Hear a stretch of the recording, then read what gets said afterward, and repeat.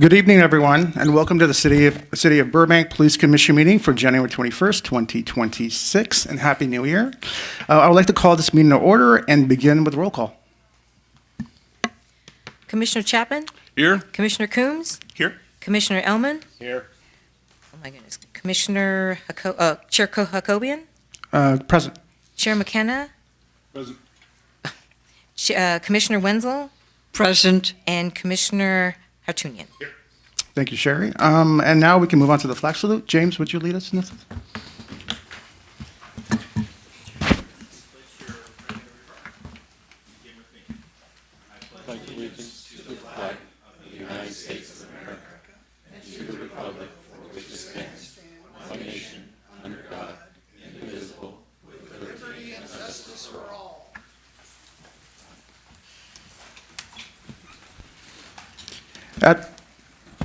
The thing fell off. At this time, I want to announce the public comment period will begin shortly. For community members here in person, please complete a speaker's card, yellow or white, and hand it to staff and Sherry. In-person speakers will speak first and have up to 3 minutes. For those wishing to phone in, please call 818-238-3335. Callers will be placed in the queue and will speak after all in-person comments have been received. So now we're going to move on to item C, commission announcements and reporting out by commissioners and ad hoc subcommittees. And we'll go ahead and start with James. Thank you. On December 20th, I was able to attend the gun buyback with you folks and observe what happened there. Last night, I was able to do a ride-along with Ann and with Officer Ibanez for the ride-along for the homeless count last night, and encourage people, if you're interested, the next homeless count is happening tonight, or tomorrow night, actually. And then the last thing is, I got a chance to, thank you to the City Attorney's Office, I got a chance to review the OIR contract with the City Attorney's Office and provide feedback to the office. Michael? Good. I have nothing to add tonight. I also attended the gun buyback back in December, and as always, efficient, and it's a pleasure to see. Also did the homeless count last night. I thank Officer Ibanez for the wonderful tour of the city and a great opportunity to learn about not only what he does, but we were in his area of patrol, and I was very influenced by how much he knew and how attentive he was. So I thank him for that. That's all. Michael? Nothing to report. We assisted with the VFW assisted with the Toys for Tots program that the police department helped put on in December. Obviously, the K9 Spikes service and the city reorganization. I was there last night, but my email said get there at 8 o'clock, so I got there at 7:45, and I guess I missed you because I normally do that. But I'm glad to hear that we were represented. Thank you. Thank you. Yeah, I got to attend a promotion ceremony earlier today for some new Burbank police officers. It was great to see, excited, squared away. Only one was a lateral. I believe the rest were all new hires. So it's great to see the room and the energy and new officers excited to work in Burbank, especially from the huge variety of backgrounds they all came from. It was great to see. Thank you, Narbe. And on December 3rd, I attended the Spikes Memorial Ceremony. I think it was just beautifully put together. I mean, just seeing agencies all throughout the state come down to support the Burbank Police Department and their loss, I think was just incredible, emotional, and moving. A wonderful job for everyone who was involved logistically in putting that together. And I also joined Commissioner Wenzel and Commissioner Coombs for the anonymous gun buyback. It's just like a well-oiled machine. It was wonderful to attend. And today I joined Commissioner Ellman and Commissioner Hartunian for the promotional ceremony. Great experience, first time being there. Hoping to go more. So with that, I would like to move over to the public comment period, and speakers will have 3 minutes. So we're going to go and start with the in-person public comment, and the first person is Joel Schlossman. Good evening, everybody. A safe and healthy new year to everybody in the room. Hello to Honorable Councilmember Rosati. Chief, my comments to you tonight are largely for you. They're mostly just questions. I read about this robbery at the card store, and I subsequently read that you solved the crime, so that's good on your department. I went to another card store at the old Rite Aid store, and I had no idea the value of these things. And they had an armed guard in there, and it was really something. But my questions revolve around the time of the burglary, and in the middle of the night, the streets are very quiet, and I imagine you can have some really fast response times. So I wondered, it's pretty easy to determine how long the burglars were there because they were recorded.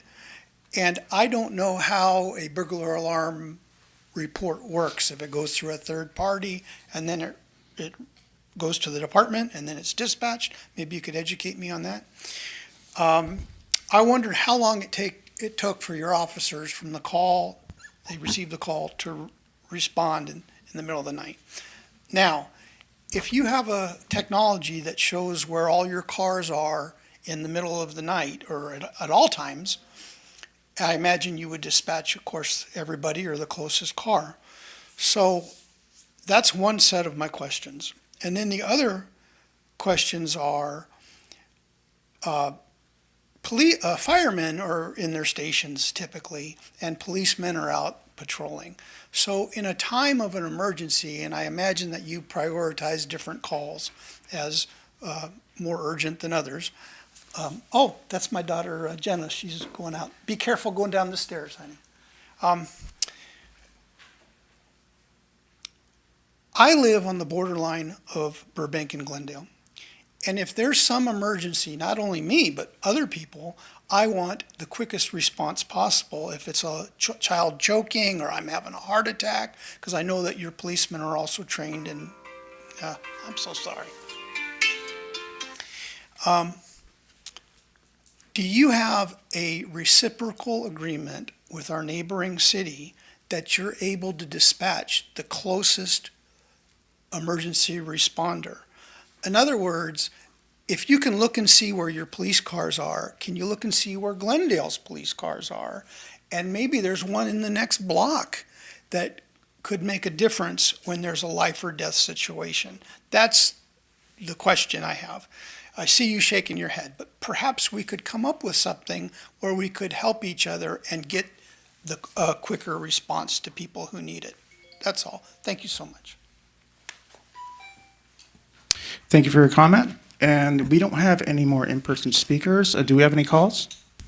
No calls pending. Okay, thank you. And this will close the public comment period. And now we're going to move on to item E, commission response to public comments. And we'll start from left to right. We'll start from Narbe. No comment. Sir, ironically, what you mentioned is one of the reasons why I live in Burbank. About 20 years ago, I was at a restaurant in Toluca Lake. I noticed a man that everybody else thought was choking, but because I had had petit mal as a child, I recognized it was something different. I held his tongue down. Burbank's fire department took him out of my arms 4 minutes before LA got there. 4 minutes with your tongue blocking your airway is death. That's one of the reasons why my wife and I bought our house in Burbank. So I know there's a reciprocal agreement when it comes to life and death. It goes out on the thing, and there is a cooperative, and I've had firsthand experience that it works.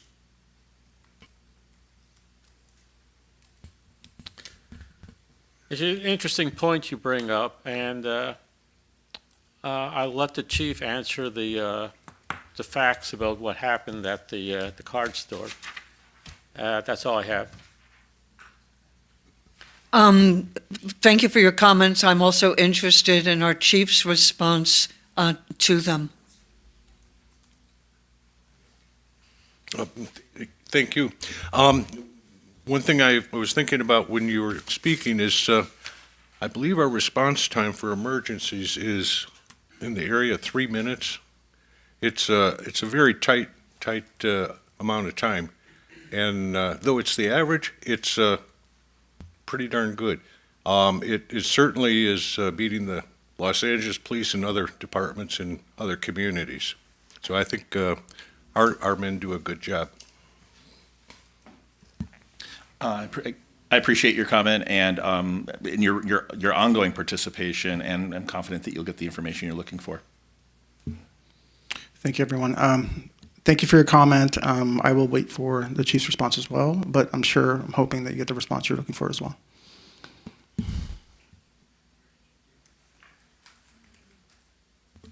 Mr. Schlossman, thank you for the comments. As far as the card store incident is concerned, I am not going to discuss that only because that is still an active case. However, I will discuss kind of our response protocols with that significant event, or just anything in general as far as us responding to a comment. From my experience, so how it normally works is the alarm company will get the initial trigger making the assumption, and I don't know if this specific business had an alarm system. So more often than not, the alarm company will receive the call for service.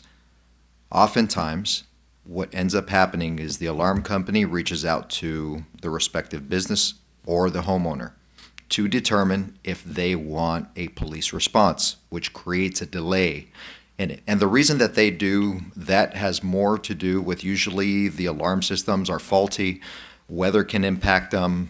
They've already had multiple responses before, at which time after so many that they will have to pay for the services of the response.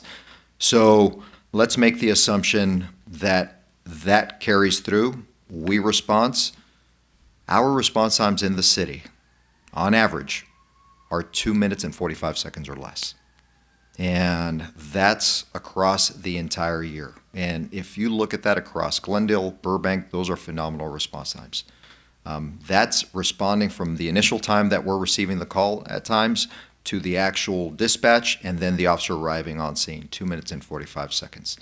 Looking at the data online as far as our last response times for emergency, and those are emergency response times, queued to dispatch, I'm looking at some even as close as 2 minutes and 3 seconds. So they're pretty fast. But the alarm company following up with the business owner, that is outside of our control. So I don't know the specifics as far as what the times were on this call. What was your other question? Response times associated with mutual aid, determining if we can send the nearest police officer, even considering that the other police officer might be from a neighboring agency. So something to consider. I agree.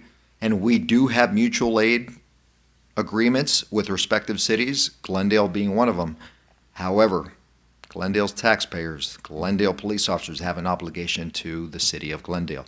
So in your scenario, for example, what ends up happening is you take that resource out of an adjoining area, even though they may be the closest. Who's responding when an emergency happens in that city? You're going to have to pull from some other part of the city. You've lost that nearest, closest officer. So I can understand the logic as far as having the nicer, but in theory, how it ends up working out, it doesn't work out necessarily how we expect it to do it. So based on our response times in an emergency, we're pretty quick on the spot when those incidents happen. Did I answer your question?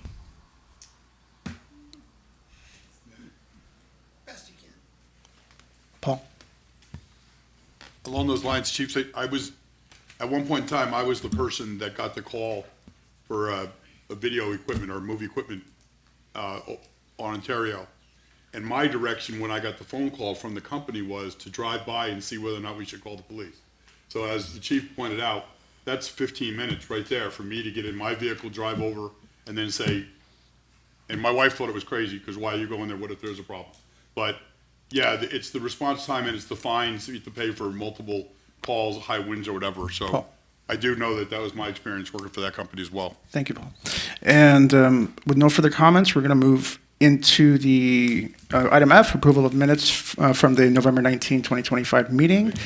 Can I make a motion for, anyone will make a motion for approval?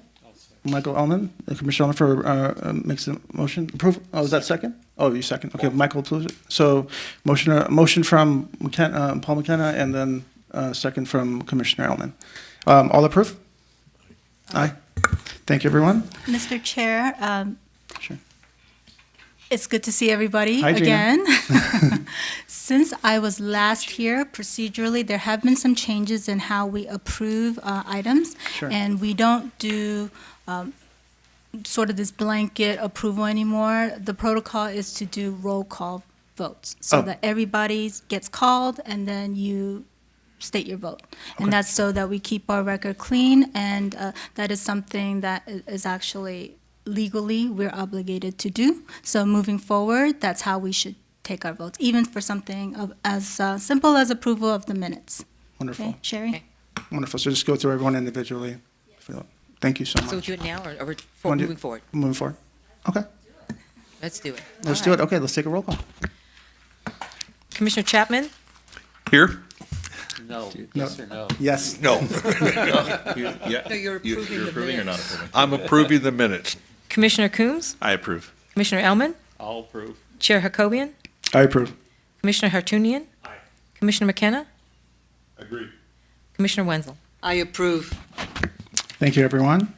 And with that, we're going to move to item G, items of business. First, we're going to have a presentation, discussion, recommendations, if applicable, on parking enforcement efforts since hiring parking enforcement contract, last parking. Is that right? Yeah. Welcome. Hi. Good evening, Police Commissioners. My name is Gina Kozai. I'm the Administrative Analyst assigned to the Burbank Police Traffic Bureau. I'm here to provide you an update with our partnership with LAS Parking Enforcement.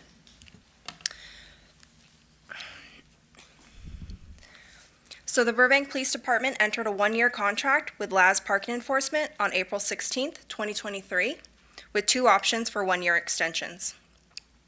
LAS started issuing warnings on June 1st, 2023, to allow the Burbank community to get used to the more active parking enforcement presence. And then after a 2-week grace period, LAS started issuing citations on June 15th, 2023. Another key enforcement date is March 21st, 2025, when the Community Development Department launched the paid parking pilot program in downtown Burbank along San Fernando from Magnolia to Angelino.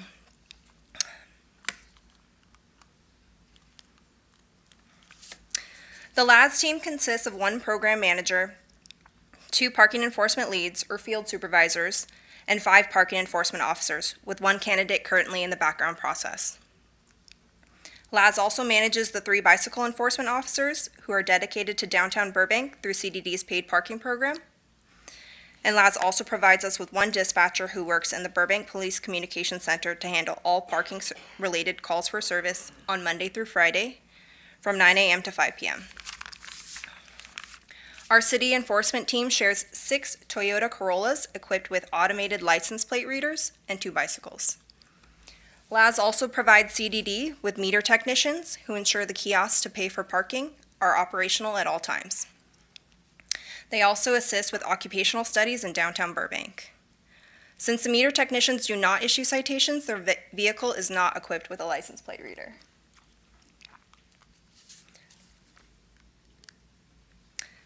We have a strong partnership with LADS as they provide parking enforcement and education throughout the city from 3 a.m. to 10 p.m. on weekdays and from 8 a.m. to 8 p.m. on the weekends to respond to calls for service and conduct self-initiated activity during their patrols.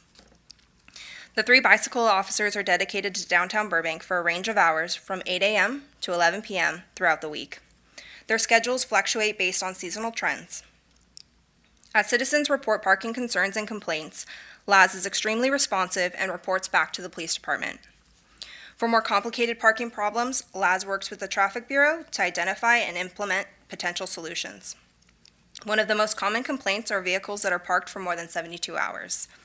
All citizens are directed to the Our Burbank 311 application to submit an abandoned vehicle complaint with which LADS reviews. If the vehicle is still at the reported location, LADS checks and time marks the vehicle daily. If the vehicle becomes eligible for an impound for a 72-hour violation, LADS will request assistance from a Burbank police officer or a community service officer to impound the vehicle. Although LADS officers only worked a little over 6 months in 2023, they issued 25,606 citations and 55,669 citations in 2024. LAS officers issued 65,010 parking citations in 2025 when the city launched paid parking at the end of March. In the first 20 days of January 2026, LAS issued 3,920 citations. Street sweeping is the most cited violation every year, while permit parking on residential streets was the second most cited violation in 2023 and 2024. Non-meter payment was the second most cited violation in 2025 after only 9 months of the Pay to Park pilot program. The third most cited violation in 2023 and 2024 was restricted as posted, which are vehicles parked in violation of signage or markings indicating any parking restriction. Do you guys have any questions? Thank you so much for your presentation. I will open up to a commission for questions. Sure, I have a couple James. questions. First off, I can attest to the citations for street sweeping. My adult children specifically can attest to that. So, Yeah, I think I can too. yeah. So I wish they would learn from it, but we will see. We're paying into the city of Burbank's coffers, so it works out. So a couple questions. You mentioned that there's a dispatcher that works until from like I think it was 9 to 5 p.m. or something like that. Who handles dispatch for parking after 5 p.m.? Our regular police dispatchers. Great. This question, I want to be careful because I don't want to go too far in everything, but the license plate readers, are they just used for parking enforcement or are they used for other functions as well? On these vehicles are specifically for parking enforcement. Okay. Thank you. Appreciate that. No problem. Okay. Just to piggyback on that, is that data on the license readers held locally? Yes, and it's not accessible in the way that people probably think it is. It's not like we can do a data dump and see everything that it's picking up. We actually have to manually search for very specific license plates.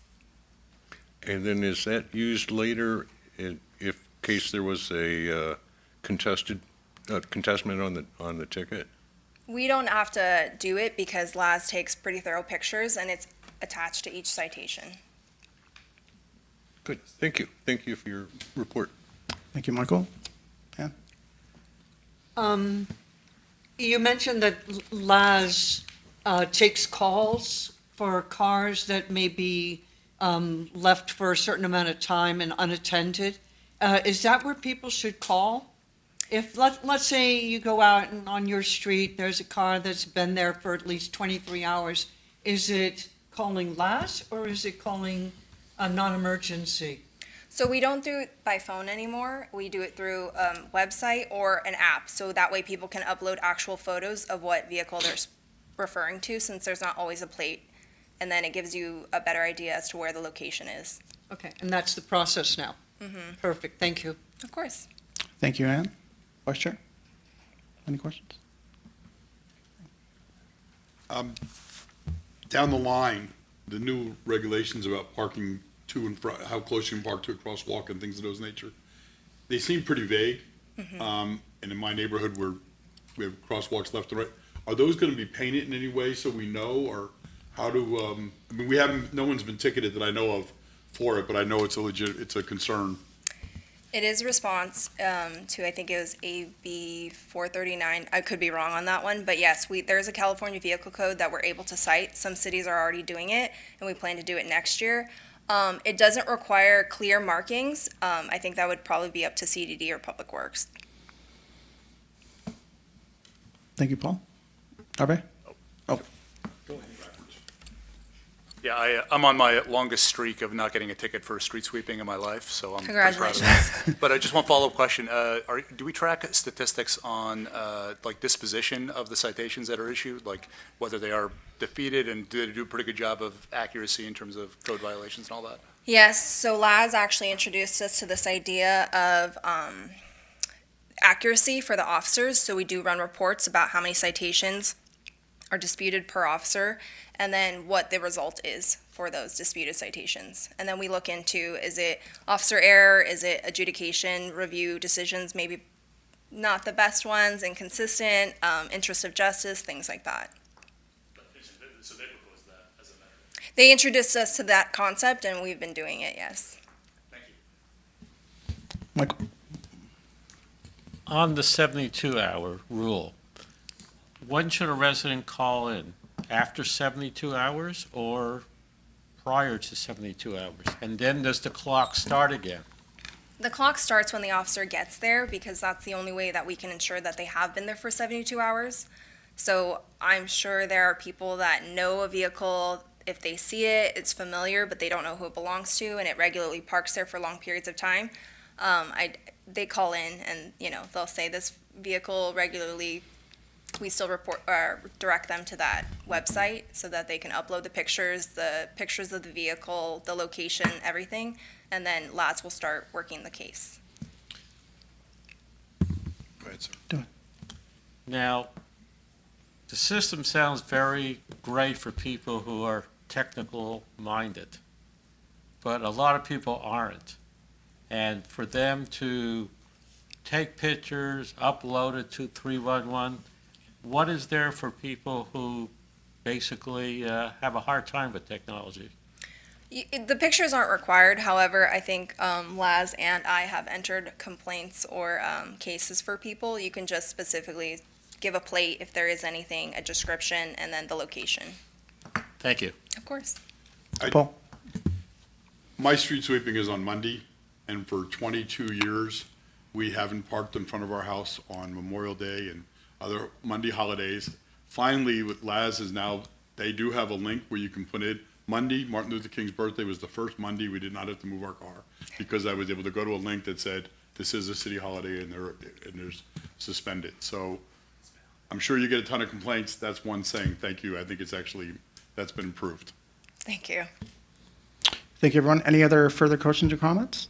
Okay, I have no questions. Thank you so much for your presentation. Thank you. And now we will move on to our second item, presentation, discussion, and recommendation, if applicable, on the function of the community service officer.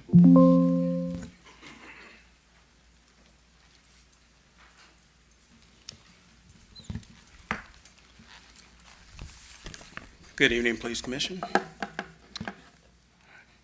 My name is Sergeant Hensley. I'm currently assigned to the Traffic Bureau. I'll be giving you an update on the CSO program. So the first CSO officer was started in July of 2025. And they're a community service officer. They're a civilian position within the Burbank Police Department.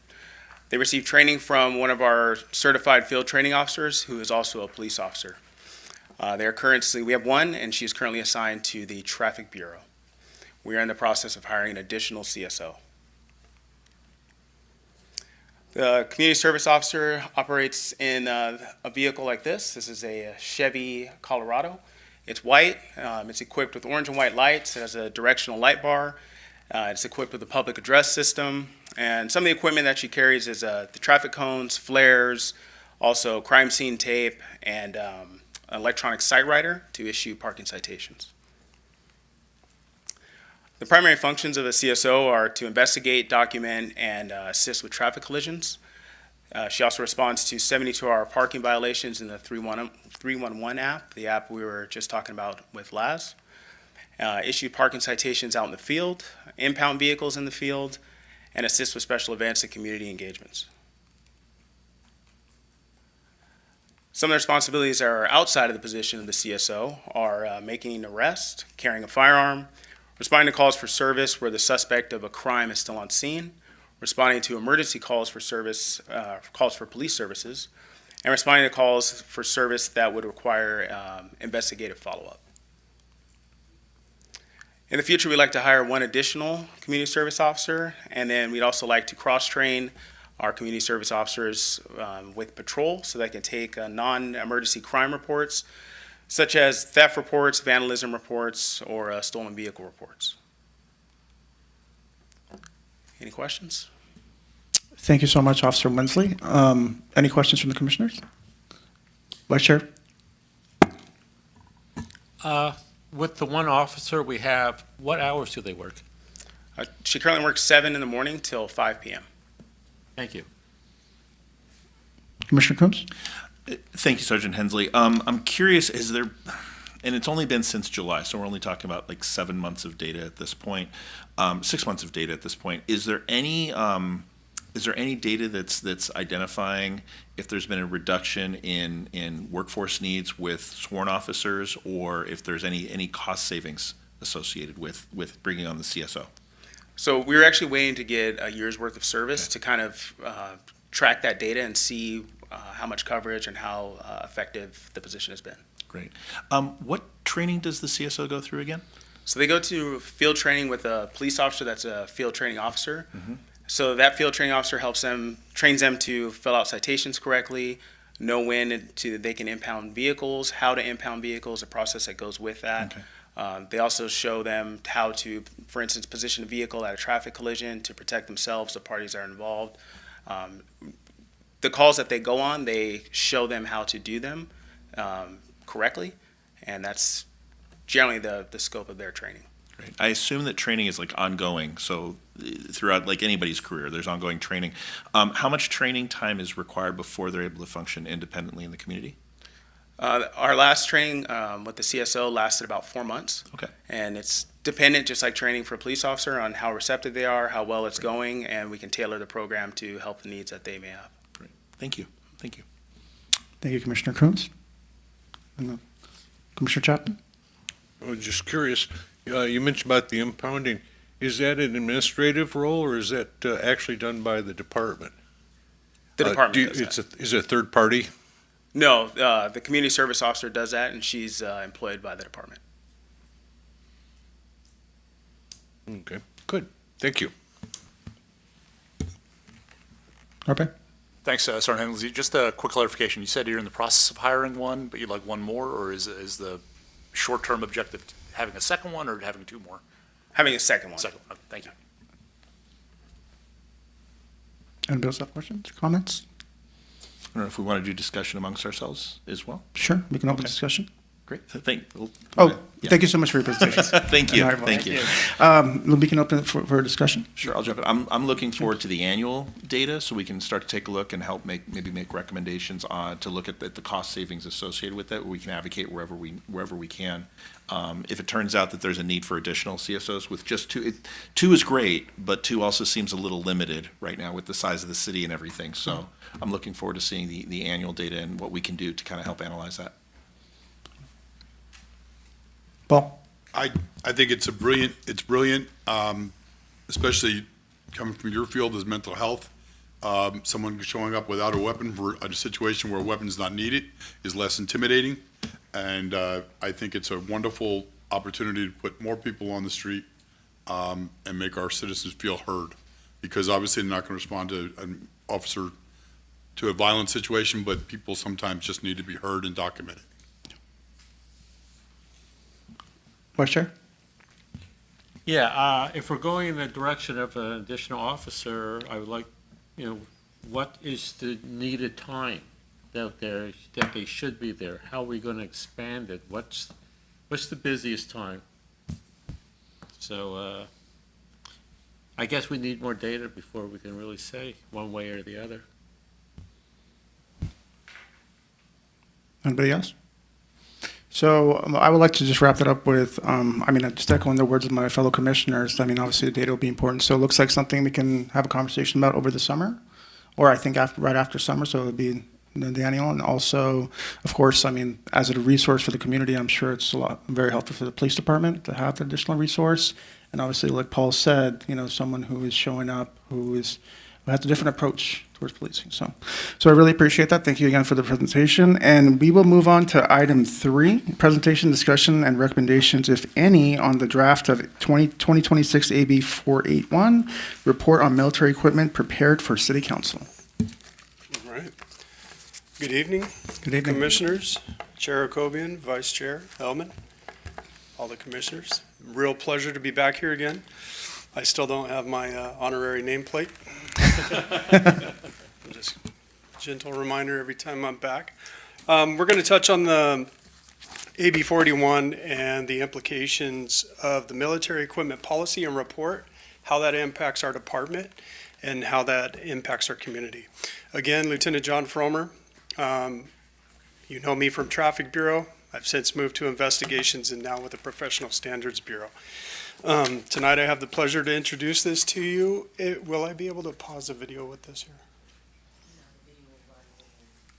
That's what I mean when I run it. Will I be able to use this? Okay.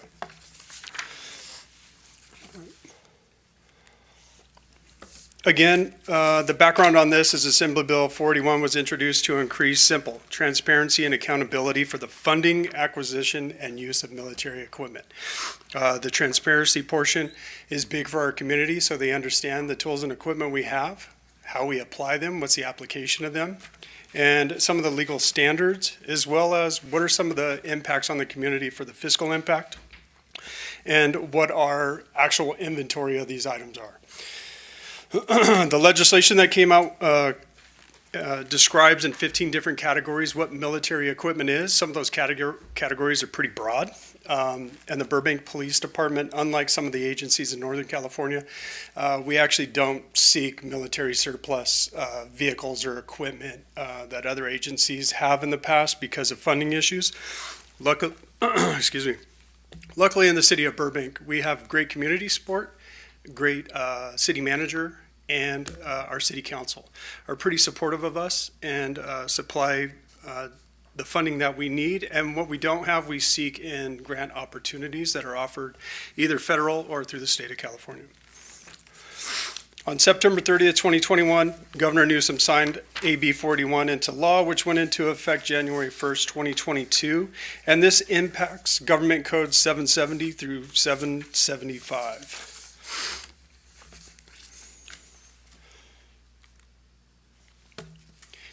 Just the four basic requirements that we'll talk about. City Council has to do approval of military equipment use policy, which was done at that time when this was introduced into law. City Council has to approve the equipment that we have in inventory. The military equipment use policy and annual military equipment report shall be published on our website. And we have to hold at least one community meeting for public and community engagement about the report, the items within the report, so we can address any concerns or questions that they have.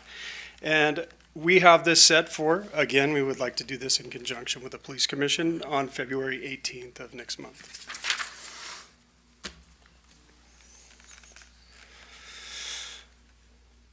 I don't want to go over in detail on this. I know that you've been through this presentation a few times over the last 3 years. But again, the basics of this report are going to have a full listing of that equipment. It's going to have our quantity of inventory, the capabilities, and the purchase, because that impacts our community. The purpose for the department for which we that we're going to propose to use this equipment, and what scenarios are we going to use this, in what application. Authorized use as deemed by the department for each type of these items, the expected lifespan, and the fiscal impact. In the report, we detail utilization of all these items in these 15 categories. The Burbank Police has 11 of these items based on the 11 of the 15 categories. I'll go through some of the equipment now. Just a reminder on this equipment. These are used typically during critical incidents. These are very chaotic and can be very dangerous. Dangerous for the suspect, the public, and for the police officers. So these tools are basically to help us save lives. We can de-escalate situations by utilization of a lot of these tools in situations that could unfortunately become deadly encounters. We use a lot of these tools to help de-escalate these situations. Just to go through the SWAT robot, the first one you see here, the company that produced this was called the Avatar robot. The one you see with the 4 different tracks, this company went out of business. So what we're going to do is we're going to discontinue use of that. It's at the end of its lifespan, as well as the fact that we're no longer getting technical support from this company. What we did a couple of years ago is we moved forward with this much smaller version. This is called a throw robot, a recon robot. Typically, this can be driven in through open doors. If not, we would have to breach some portion of a house and hand deliver or throw this through a window or a door. The limitation on this, we will eventually be seeking to find improved technology in this type of robot. It's much more versatile. The only issue is it doesn't have any audio. So there's an inability to talk to a suspect once we locate them. And this item is used to locate suspects without having to do blind entries to where we could potentially be ambushed by people. If you look at our drones here, we have on the left, you have our DJI Matrice, which we use for exterior. And then on the right, you have our Sky Hero Loki, which we use for interior clearing of residences. Our SWAT team primarily uses the interior drone. If I can go back to tell you that the robot, we had 6 deployments in 2025 with that. And at the very end of the presentation, I'll give you a couple of examples. For the drones, we deployed them 47 times. What you'll notice if you compare this to previous years, our drone usage has increased dramatically. I truly believe this would be the future, one day to replace actual airships or helicopters. The only limitation preventing this from becoming the technology of the day is the battery life. Typically, we only get 30 minutes to an hour depending. But what we do to keep it operational and continuously going, we do constant battery swaps and have multiple drones. Armored Personnel Carrier, this is what we call our Bearcat. Most people don't know that's not just a fancy name given to it, it actually stands for Ballistic Engineered Armored Response Counterattack Truck. This is what we use primarily as cover. We use this because of its ballistic features. Our SWAT team primarily uses this. However, the Burbank Police Department officers all have full access to this vehicle for emergency situations. In 2025, we deployed this 5 times, and those were primarily SWAT operations.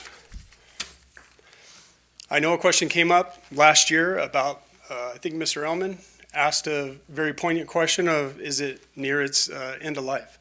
It actually is, and the good news is we secured a portion of funding from the Urban Area Security Initiative grant through the federal government. We secured partial funding to replace that this year. We should receive confirmation within the next few months if this has been approved. And then what we'll do is move forward. There's going to be an approximate 6 to 9 month build time with the company, which we will find out as soon as the money lands. So the command and control vehicle, this is, I'm sure you're aware that we use this as a secondary communication center in case of emergency such as a natural disaster, or if something happened to our 911 call center within the Burbank Police Department. We have a secondary location to remain fully operational. We deployed this 3 times last year in 2025, and this was used by our investigators who did a very large organized retail theft suppression detail at the Empire Shopping Center. They deployed this 3 days in a row and used this as their command center.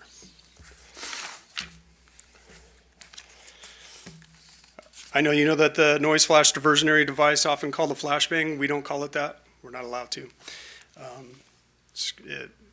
Public doesn't like the terminology. So basically this creates a very loud noise. That's why the bang portion, and it gives a bright flash of light.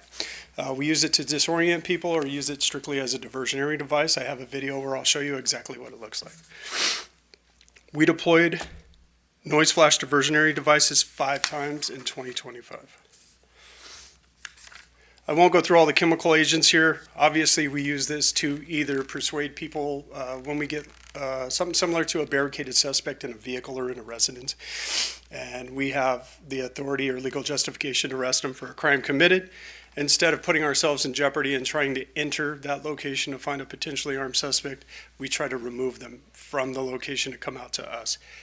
We use these different chemical agents to insert to either do area denial or persuade them to want to exit towards us because of the discomfort that they have from the effects and symptomology of the chemical agents. In 2025, we deployed chemical agents 11 times. I'll show you on the next slide here. This was primarily what was utilized. The previous slide, the CS gas and the OC gas canisters, we use those on a couple different residents. residences during the service of arrest and search warrants where the subject refused to exit, but they were wanted for serious crimes, such as attempt homicide and assault with deadly weapons.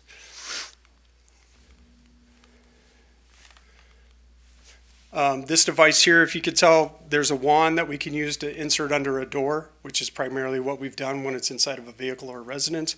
And then the other, without the wand, it becomes a fogger. That's more of like a unruly protest or a riot situation. The kinetic energy weapon, we've deployed this 6 times in 2025. The only difference you'll see in last year's report to this year's report, we asked for, at the end of 2024, we actually asked for City Council approval to purchase 4 more of these items, which they approved, and we did purchase them in 2025. The goal was to give, we had 2 on our SWAT team that we have since given to the patrol officers because it's such a useful weapon, especially with vehicle barricades or small enclosed location barricades, and it's proven to be very effective for patrol as well. Again, we deployed that 6 times in 2025. The kinetic energy weapon, this is our 40 millimeter launcher. This can launch what we call sponge rounds, and that's more of a pain compliance, where you use that on an actual subject. And then you also have the ability to have a payload of chemical munitions such as CS gas or OC. We've deployed this 6 times in 2025. That single shot launcher is the only one that was utilized in 2025. We have yet to use the dual shot launcher. I'm going to make it a little more entertaining. I'll give you a video so you can see some of these things being used in real life. The first incident will be a Bearcat and a noise flash diversionary device deployment. This was for a subject he had a valid restraining order, adult male, who stole the keys from his father to enter the house. He occupied the house. Was suffering from some psychosis, most likely possibly due from drug impairment. Had previously displayed an edged weapon at officers that responded to the call. They hence called the SWAT team because he barricaded himself inside the residence and refused to exit. And we'll show you a couple of the tools we used on that. The second incident will be a pepper ball deployment. This was a subject evicted from a residence, had broken in several times. Landlord had had enough, called us. Subject had broken a window to gain entry umpteenth time, asked for us to remove him. Subject threatened to kill officers while brandishing a blunt object at them. So we deployed pepper ball. The next one's CS and OC gas deployment. This was a subject wanted for multiple homicides and attempt homicides. He's part of a transnational organized crime group. This was in the city of Sun Valley. You'll see that we actually, one of the few times this year that we've actually deployed CS and OC gas canisters, which is a large payload. The last one, just to give you an idea how useful the drones are to law enforcement, specifically to us when we're dealing with dangerous subjects. The last one was a drone thermal video of a 47, which is a grand theft suspect that fled from officers.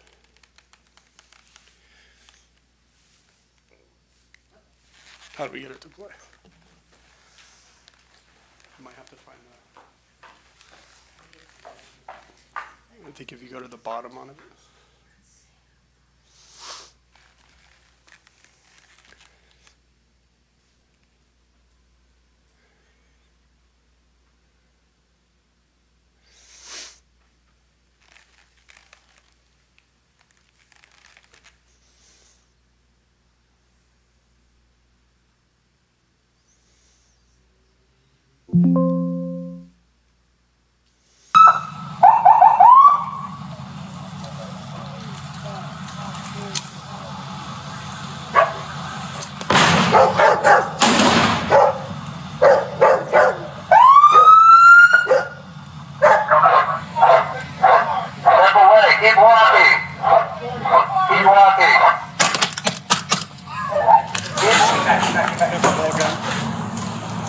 This will be another pepper ball. Hey, drop whatever's in your hand or you're gonna get hurt! We're not playing anymore! If you don't drop it to me, come on with your hands up! And this is the gas deployment for the homicide. You see it on the ground there? Is that too far? What? You see it on the ground there? Is that too far? Yeah, too far. There you go. Get out. Step out. This would be another gas deployment through a window using the 40 millimeter launcher.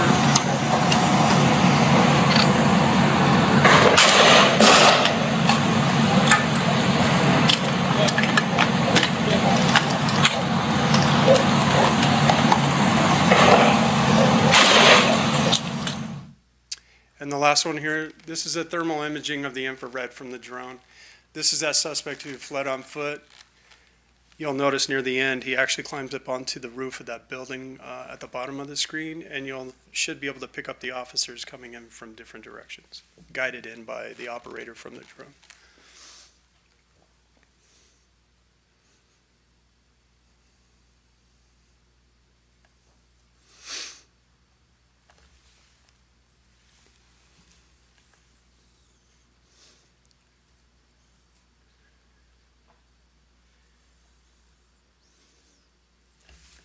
Okay. And I can tell you that that use of that thermal imaging on the drone is sometimes better for us. I am usually the incident commander on some of these larger incidences involving SWAT because I am the SWAT lieutenant. But then especially for the patrol sergeants, they're the incident commander for some of their critical incidents. The airship does what's called an orbit. And then sometimes when they're on the backside of an orbit around a building or a bridge, they can actually lose sight of the suspect momentarily and have to pick them back up again. The reasons why I like these drones is you can position them and leave them stationary, and they can have a direct visual of the suspect, most or at all times. And with that, I would like to open it up for questions. Anything that you Thank you, Lieutenant would like Farmer. to ask? Thank you, Lieutenant Farmer, for that thorough presentation and that video. Questions? Commissioner Elman? Thank you very much for that interesting presentation. Federal government has pretty much outlawed DJI from selling drones in the United States. Will that impact your ability to continue using the existing drones and to get new drones? Right, so that's what we're looking at. When we asked for the purchase of the extra Pepperball launchers, we actually asked to purchase 2 new drones at the end of 2024. That legislation came out to authorize which platforms could be used. So we put it on hold. We're gonna look at that again this year, but it's most likely gonna have to be American-made platforms, which there are. My internal drones, the Sky Hero Loki drone that I showed you, the smaller one, that company was bought by Axon, and I think you're aware that Axon, we have several licenses with them for body camera and other software programs.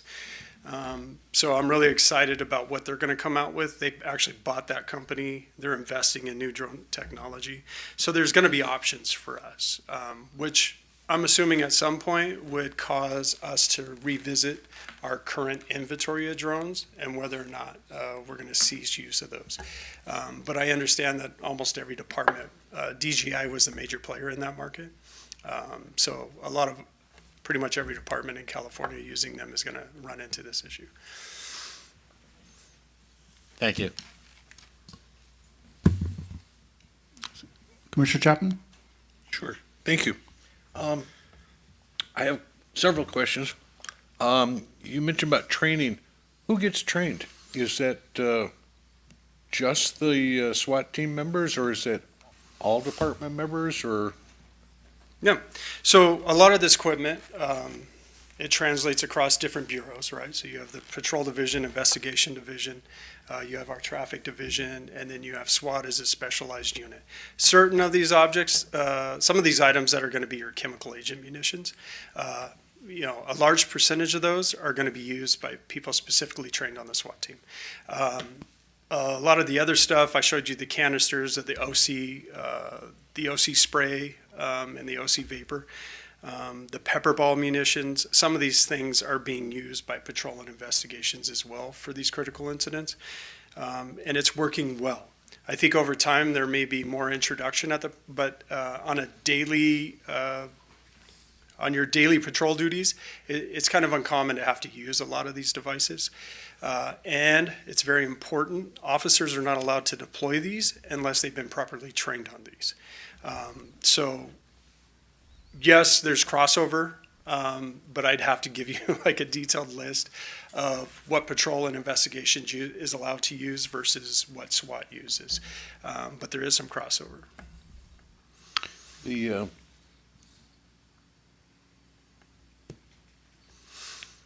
There's not, how do you indicate that? You don't get a special star for, or a stripe or something for that type of training? Huh? Right, so the good thing in the city of Burbank is we're a collateral SWAT team. So that team is made up of traffic officers, patrol officers, detectives, across the board. So these SWAT members are spread across all these bureaus. So what happens is we understand who's trained on them, and then they notify the supervision. If it's a patrol incident, they will ask for SWAT members on duty who's working patrol today. And they know that they have the full capability of this full arsenal of chemical agents, weapon systems, launcher, less lethal launchers, all of them. I'm not sure this is how to ask this. The procedure for this report, we got like a short version tonight. Is there a time when we'll get a copy of the full report?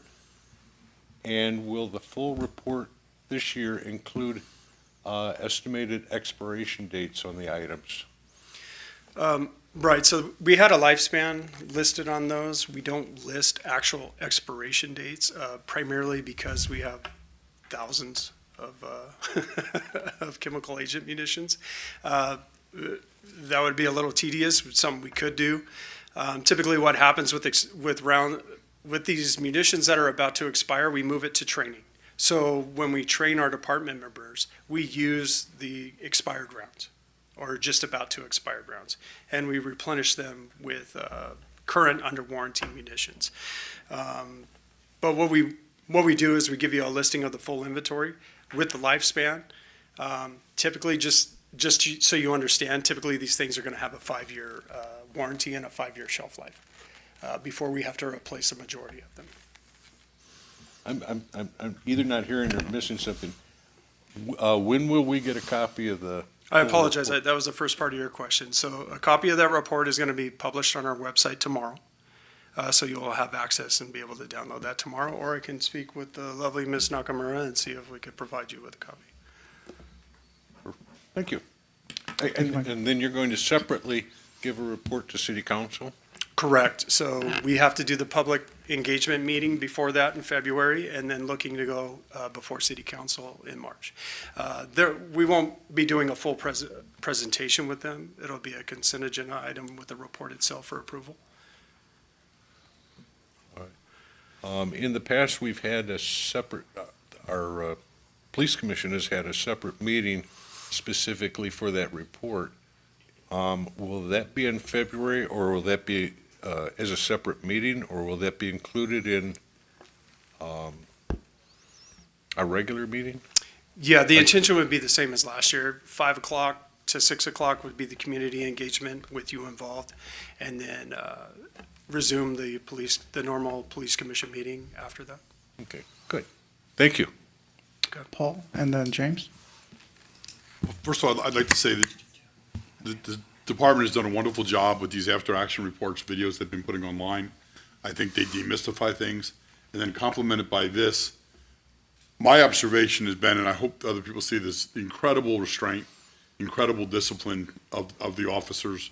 I've spoken to people from larger departments who've gotten defensive when I've been complimentary to our officers and how few rounds have been fired.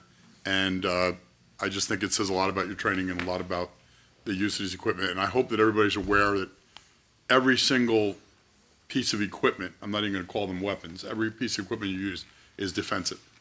It's for protecting lives, and it's not for going out and seeking people. It's defensive, and it's for so all the officers and all the good guys get to go home at night. So thank you. Thank you, Paul. Do you want to go with Ann first? Sure. Ann, you want to go first? A couple of times, a couple of times tonight I've heard that the drones have a battery life of about 30 minutes. Correct.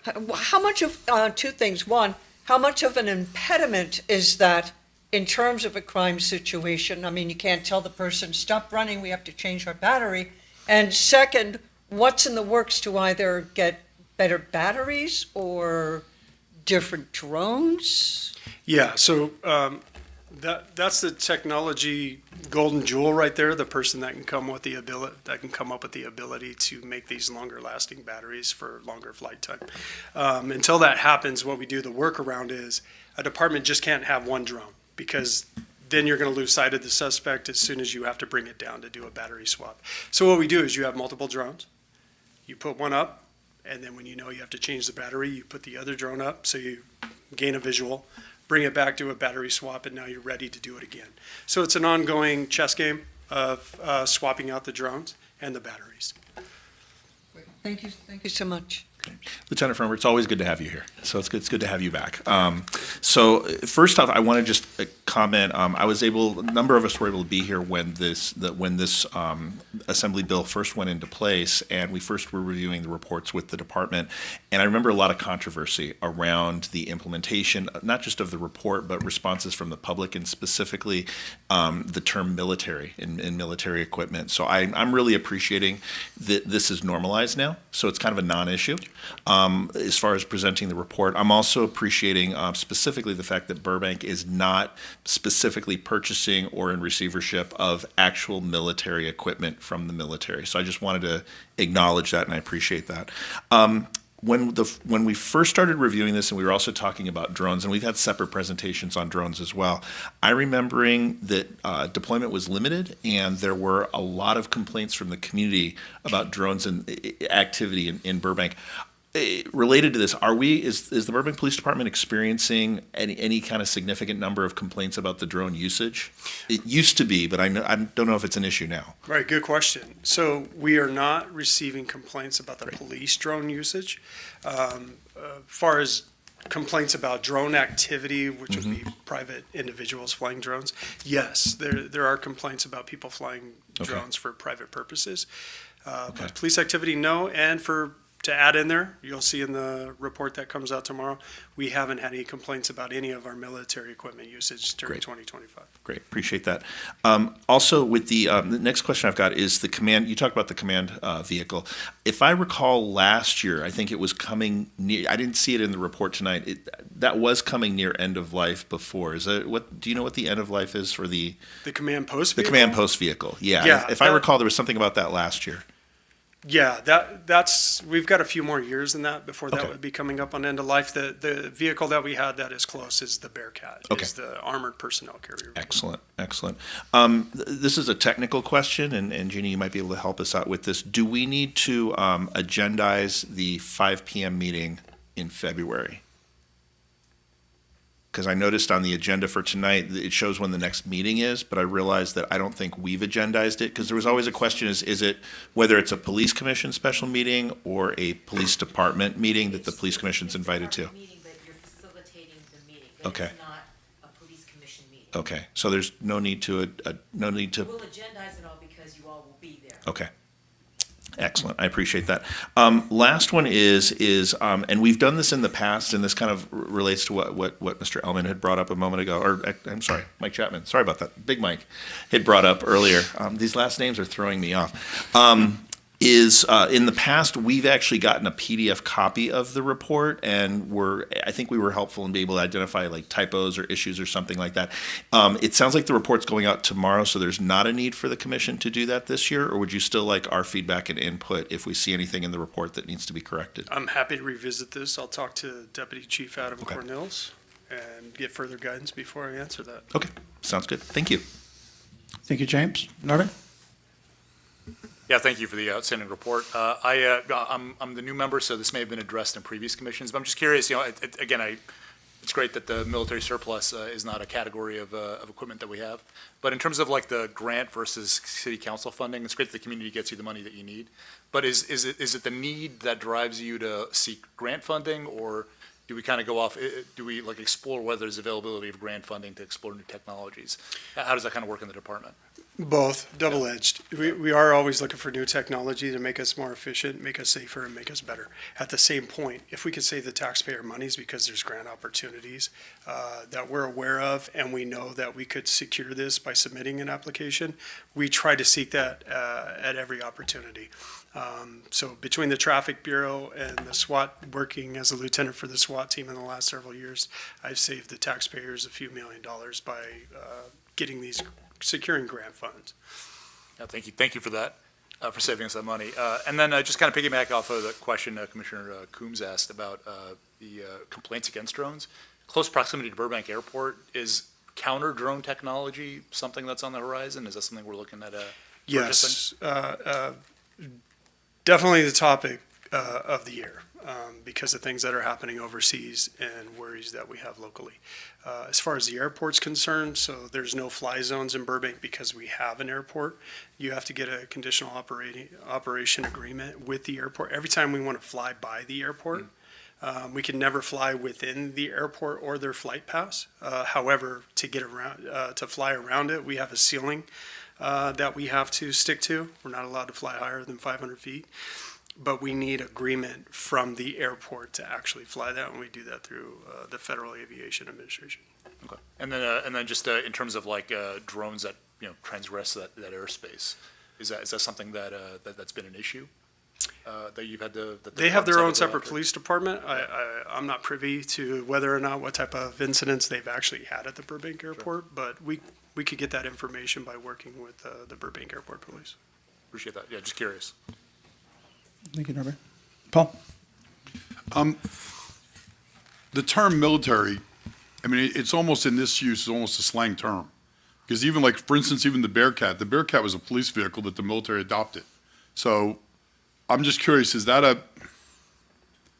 I'm trying to be as diplomatic as I can be. Is that a political term? Is that a mandated term? Because to me, these are defensive equipment. And the fact that I think we put the word military in there, it makes people, it gets the hair on the back of the neck. They think it's something it's not. Is that a mandated term, or I'm just asking the origin? I don't. Right. As always with new legislation, sometimes there's misinformation that, and items that basically not a full understanding of how things operate. There was military surplus equipment being purchased by various law enforcement agencies across California. This is what was the genesis. This is what originated this legislation. However, unfortunately for departments like Burbank, Glendale, Pasadena, we weren't one of the agencies that were purchasing this surplus military equipment. And unfortunately, a lot of law enforcement tools, munitions, weapon systems have been placed in the same basket with military equipment, when in actuality it's not military equipment. However, in full agreement with the legislation, that we have full transparency with the community about the things that we have. We're a public agency. We should be transparent about what we have, how we use it, and the community should have a say in whether or not they agree with how we utilize this. So I do agree with that portion. Ann? I am sorry. One last. You mentioned build time for the new Bearcat. Yes. When you order that, is the city able, the department able to make specific requests for adaptations that would benefit what we need? Absolutely. We've already looked at this. We've already done, we did a spec build out with the company to supply basically to have a quote of what the cost of what we were looking for to get to apply for the grant funds. So we knew ahead of time what we were looking for. We can always make adjustments with the company as well. However, that could cause additional More money. costs involved if we're making any type of drastic changes. But the company builds these specifically for law enforcement. They also have military contracts for other vehicles, but they build these for law enforcement specific, and they work really well with us. And great company and great leadership over there. Anything specific that we need, we've ordered, or? One of the changes we're looking at, we had an incident this year where we actually, Glendale, great sister city of ours allowed us to utilize what they call a MedCat because it's built for medical transport, but it's an armored. It's just like the armored Bearcat. The only difference is they have a fire hose bib, a water cannon attached to the turret, and we actually had to use that on an incident this year. So that's definitely one of the things we're looking at putting on our new Bearcat. Very interesting. Thank you. Michael? Oh, good. On the report that's coming out tomorrow, we've been doing this this will be fourth year, I guess. The reports basically were just about exactly the same every year. Is there anything that's new or new additions to the equipment that we're listing that's going to come out in tomorrow's report? Yeah, that would be the 4 pepper ball launchers are the only thing really added to that. Obviously, our inventory numbers have changed for items that we've used or acquired. One of the differences is in reading the bill, instead of trying to create separate city council agendized items to ask to purchase what's deemed as military equipment, tools, or items, this year you'll see a section that we're including in the report that we're actually going to ask up front at the beginning of the year that these are the items we're looking to acquire that are deemed military equipment for 2026. A short comment, when we're discussing about the definition of military, that's made up by state legislatures. That's their definition of what is military. Correct. Yeah, okay. Thank you.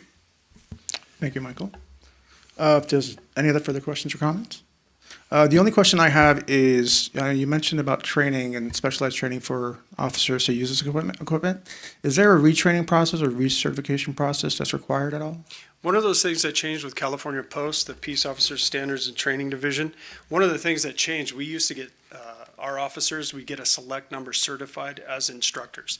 When you're certified as an instructor, they're able to teach, they can instruct and teach our officers without having the additional cost of having to send them outside the department. It used to be one and done. It was a lifetime certification. Good on them. Kudos to Post, recognizing that equipment, munitions, things change with technology, that every 2 years now, they have to go back and get certified on being a less lethal instructor, a chemical agent deployment instructor, which is great. And now we abide by that. We have to make sure that our instructors actually, and our officers, receive updated refresher training. Thank you, sir. And so if there's no other further comments or questions, thank you so much, Lieutenant Former. And I want to open up for discussion. Oh, or anyone? We're good? Yeah, we're good. Thank you. Thank you, sir. Great to be here. Of course. So I want to open up for discussions and recommendations from the commissioners.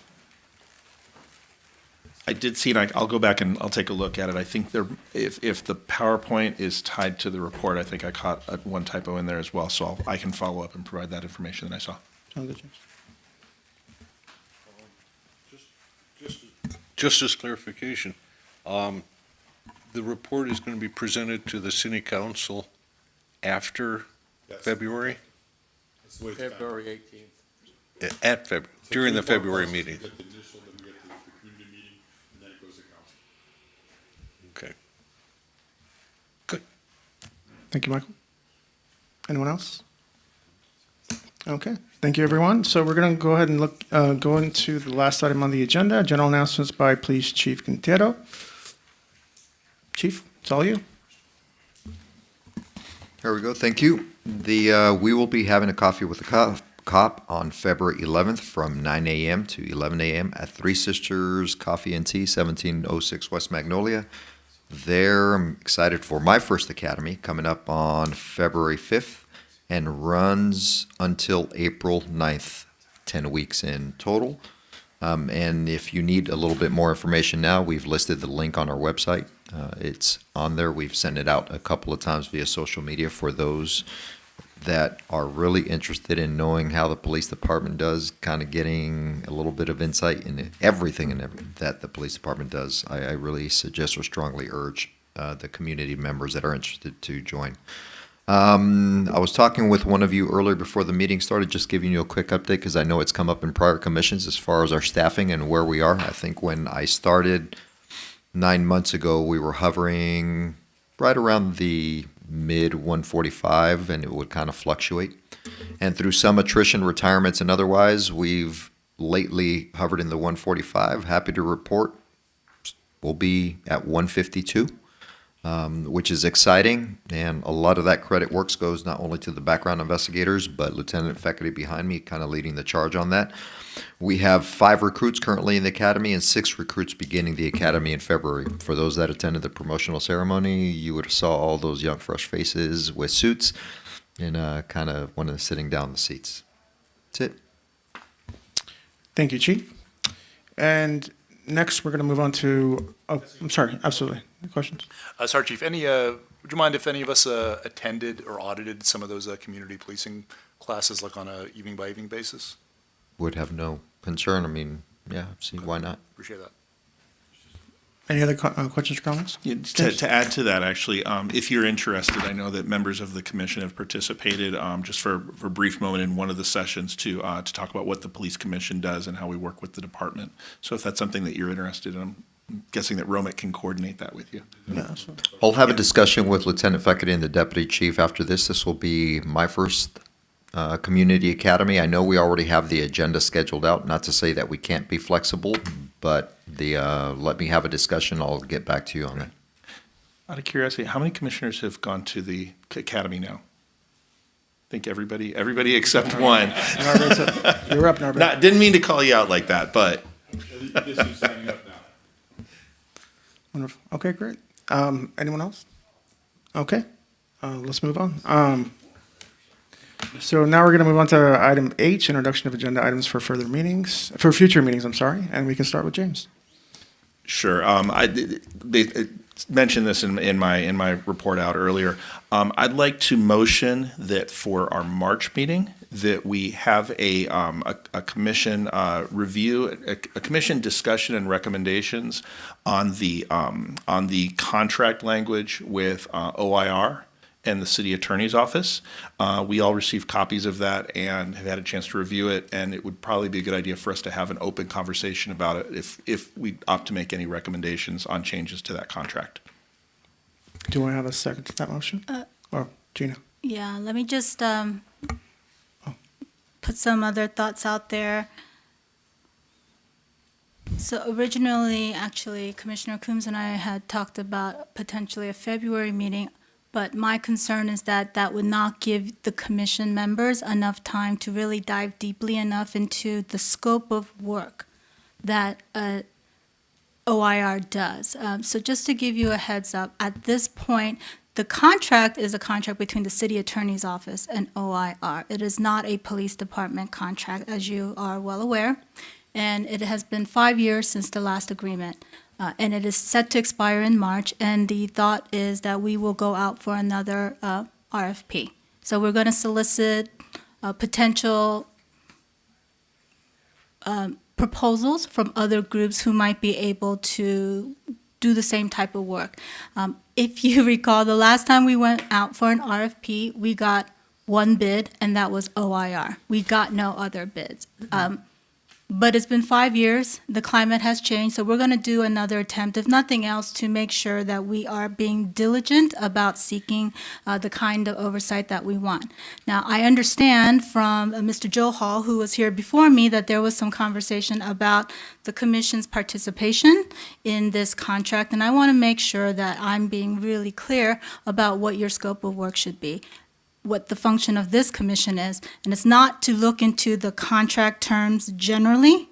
However, I think that there is absolutely a place for this commission to look at the scope of work regarding what an oversight body will look at when they review the police department.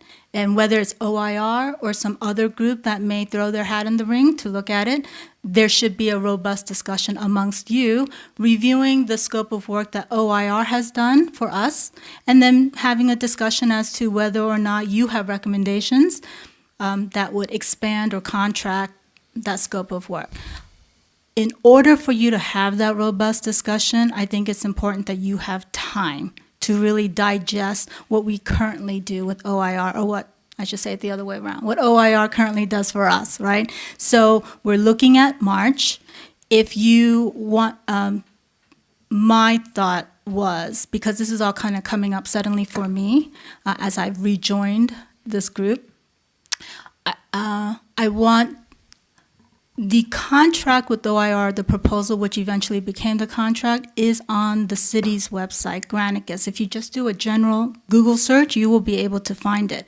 I thought for some reason it was on the police department's website. It is not. Just their reports are on the website. If you read the report, you will see what the scope of work is. If you go on Granicus, the city's website, you will be able to find the actual proposed contract, because that went to council for approval, and so you will see what the scope of work is there. However, for the members of the public and for you, if you want a physical copy, the intent is to bring physical copies of the actual agreement scope of work to you in February.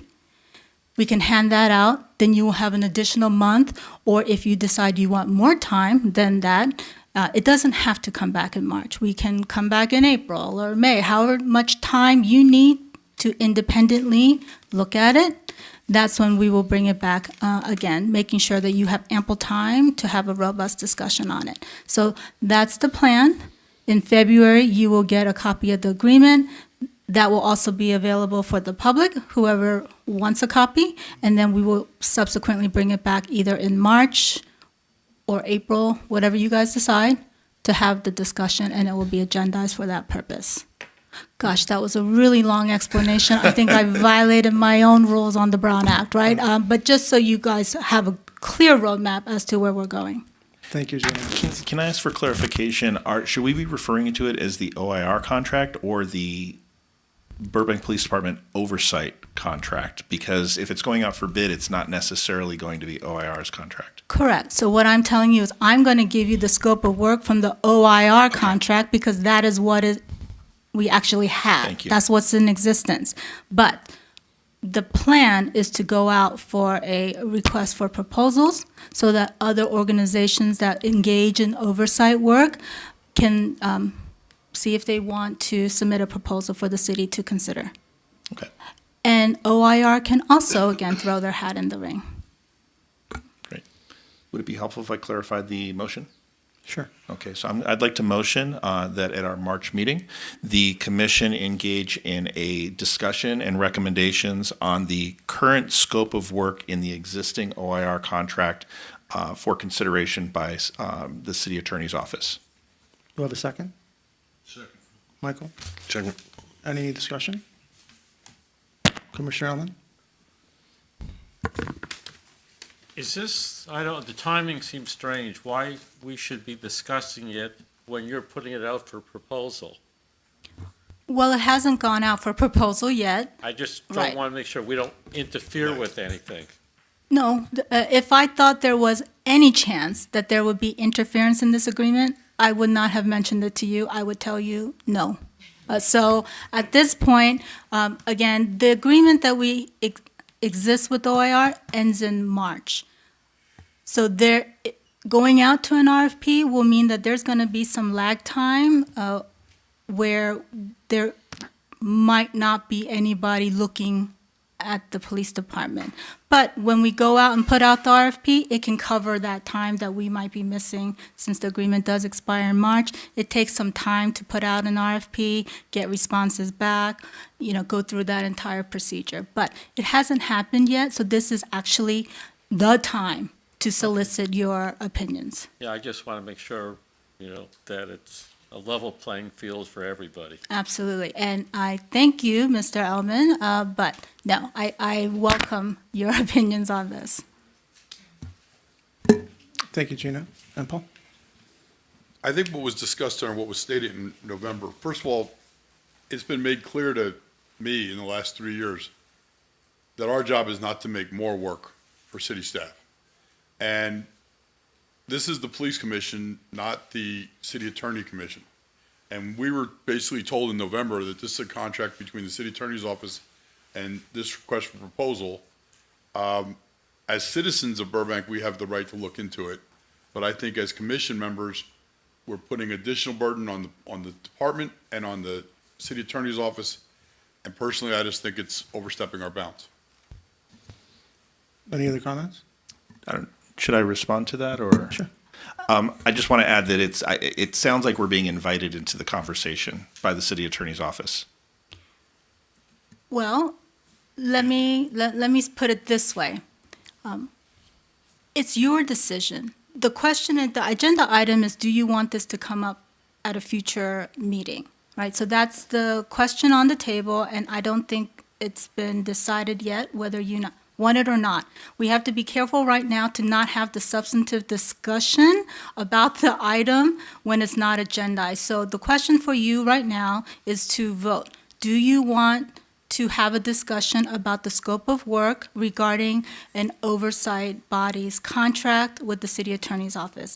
So you should just take your vote now if you want that to come back, whether it be March, and I would suggest just keep it open-ended at a future meeting, right? And we will know when to bring it back based upon your vote if you decide you want to see it. Keep it open-ended that way. But you should make your decision without going any more into the details of the actual item.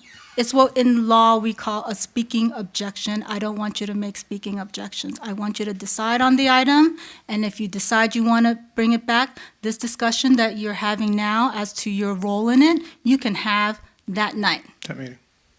Thank you, Gina. So do you want us just to go through a roll call for that? Is that the new fashion that we're doing it? I need clarification on what we're going to be Oh, sorry. What's that? I'm I sorry? need more clarification. Oh, any more Or just- clarification? Just repeat what you want. Sure, just So to I'll repeat make a it. motion. Sherry, did you by chance write down what I had said before? Okay. Probably. Right, right. So the motion is to review, and I'll keep it in March, but we can, if that needs to be modified, we can. The motion is to, in March, to have the commission discuss and make recommendations on the scope of work for the existing OIR contract. Here, I would say for an oversight body's scope of work. For an oversight body scope of, okay, perfect. So the motion is to discuss and make recommendations on the scope of work for an oversight body of the Burbank Police Department's contract. City Attorney's Office contract. City attorney, yes. City attorney's contract, yes. So we have a motion. Is there a second? Now we can go to roll call for approving? Unless Is there's that- any unless more it is- discussion. Is it like it needs a new second? No. No, we're all. Mike seconded. No, Yeah. Mike already seconded that. Yeah. So, any more clarifications? If not, we can just go to roll call. Oh, Michael? Sorry. Will we be looking at it from an historical point of view or from a future point of view? Because I've heard the term OIR. OIR is the past because their contract ends very soon. So, And she did a great job of saying we can't refer to it as OIR because that's the case. right. And may I speak to, I'm out of turn, Mr. Chairman. And I agree with you. My only reservation would be, it's like an accountant auditing the same company for 20 years. Sometimes you need a new set of eyes. But that question was answered when it was said it was put out for request for proposal, and this was the only one who responded. So I think by doing that, the city attorney's office did their due diligence, and that's where we're at. Thank you, everyone. I mean, I will just wrap that up with, I absolutely agree with you guys. You know, I feel like I guess the only thing I will clarify what the intent of the agenda item would be and what your vision would be for the end result or what you would want to achieve. I don't think we're supposed to be discussing that right now, are we? I don't want you to get too substantively into it again. So to just clarify for those members who still have questions about what the agenda item is going to be, there currently is a scope of work. The entity that does it is OIR. Right. Moving forward, we have to decide whether it's OIR or some other entity that we choose through an RFP. That body, that new entity, possibly OIR or somebody else, is going to be doing police oversight. Do you want to have any say, conversation, discussion about whether you think that what we've done so far is good enough? Do you want something more to be added to the scope of work of whatever new entity comes in, understanding that it might be OIR, right? Yeah, okay. Talk about the future. Oh, absolutely. The whole point is that I intend to take an RFP out to find an oversight body. It could be OIR, it might be some other entity that throws their hat in the ring. I want to know, do you guys want to have a discussion about the scope of work that currently exists and what it might look like when we go out to do an RFP? If you do, vote yes. If you don't, if you think that that's not necessary, vote no. So having said that, I think we have a motion, we have a second, and let's take a vote. Let's take a roll call. Sure. Yes. Okay, Commissioner Chapman, Yes. Commissioner Coombs, Yes. Commissioner Elman, Yes. Chair Hakobian, Yes. Commissioner Hatunian, Yes. Commissioner McKenna, No. Commissioner Motion Wenzel, passes. Yeah, Oh, sorry. and Commissioner Wenzel. yes. Motion passes. And that's agenda for March? Yes. Okay. Sounds great. Any other introductions to agenda items? Paul? I don't know if this is an introduction or revisiting. Obviously, I'm the squeaky wheel on scooters and mini bikes and electric bikes. But the more you see in the papers, from New Jersey to Huntington Beach, councils are adopting regulations and specifically for these. And I don't know whether or not it's our job to recommend that we do that, or where do we take it beyond what we've already done? My observation, and I have had personal observation, is Burbank Police have done a wonderful job of systematically coming in on, I saw them on a group Paul, I of just riders. want to remind you that we're just introducing Yeah, agenda but items. but I don't know whether or not they need, if we can help strengthen their enforcement by giving them actual city code or ordinance. It's a question. Can you, who are you asking the question to? I guess I'm asking the city attorney's office, can we,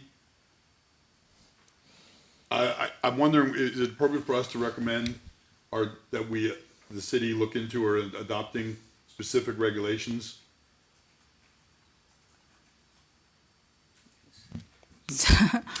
I'm sorry. I apologize, Mr. McKenna. I was momentarily distracted by my boss texting me. I called him out online. Yeah, so could you repeat what the issue is? Basically, I've seen city ordinances being adopted across the country for the scooters, mini bikes, and electric bicycles. And I was wondering if it's time that the city of Burbank visits that, or the chief could tell us we already have ordinances in place that it's not necessary. So I guess I'm asking a question as much as I'm asking whether it's necessary to put this forward. So. Can I answer that real quick? Thank you. Yeah. If you're discussing the e-bike ordinance that we've previously discussed at the commission and also within city council, done a presentation, that will be coming before city council up for a modification of that ordinance. The only thing I'm forgetting is the actual date. I want to say February. That answered my question. Thank you, chief. It's a moot point. Thank you. Thank you, Paul. Anybody else? New agenda items? No. And what I would like to also do is open up to the department. Is there anything timely, Chief, that you would think would be important for the police department to report out on a future meeting? For me, what I would want to present the commission with is I'd like to place Kalia on a future agenda to kind of walk the commission through as far as why we as a police department have moved away from accreditation. Kalia played an important role early on as far as establishing certain policies, systems, and processes, best practices in evaluating us as an organization and making sure that we were accountable to the community. I can tell you now, being here for the last 9 months, I'm very confident in saying that the oversight, accountability, and the training systems that we currently have in place now, almost 14 years later, meet or exceed CALIA standards. And the work has become very not only laborious, but also duplicative. So I would like to put that before you as a commission to explain, kind of gives you some historical context as far as what CALIA is, why we started with, and then why we are separating. Thank you, Chief. Paul? Sounds to me like it's redundant with OIR. You know, I'm talking about Kalia, not He's OIR. talking about Kalia. No, but I mean, it's an overview. It sounds like, yeah, No, do we want to agendize it for next month's meeting? I make a motion to agendize it when the chief of police is prepared. Do you want to explain your agenda item? Or you want to explain your agenda item? I'd like to do it in February. We'd be ready to do it in February. No, it's okay, it's okay. Thank you, you know what I'm saying. Agendize a Agendize it for report February. about Kalia for February from the police department. Thank you. It's a second, Norman seconds. We can go for a roll call for vote.